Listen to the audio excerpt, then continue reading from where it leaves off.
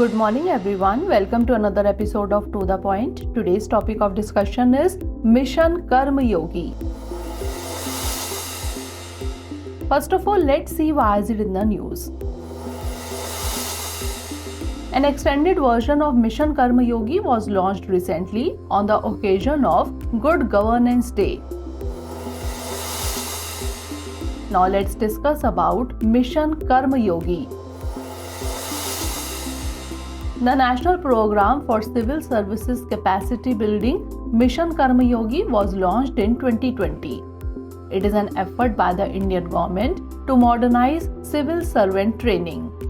It aims to establish the new national architecture for civil services capacity building at individual, institutional, and process levels.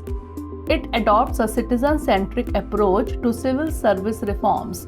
Mission Karma Yogi is based on following 6 pillars: policy framework, institutional framework, competency framework, digital learning framework, integrated government online training Karma Yogi platform, that is IGOT Karma Yogi, electronic human resource management system, that is EHRMS, and monitoring and evaluation framework.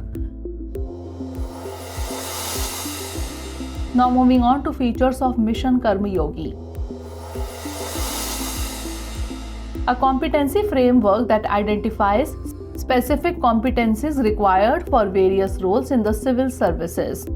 IGOT Karma Yogi, a digital learning platform to provide a centralized and integrated platform for learning and development.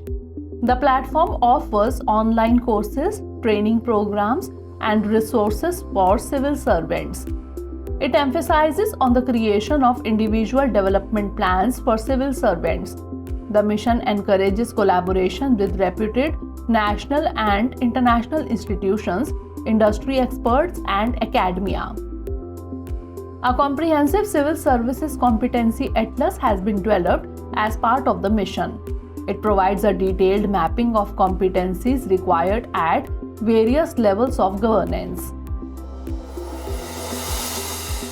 Now let's discuss about extended Mission Karma Yogi.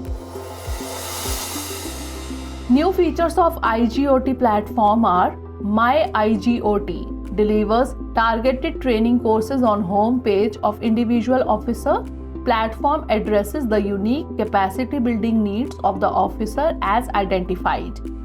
Blended programs facilitate equitable access to training methodologies across all levels and integrates traditional offline, in-person classroom courses with online learning components.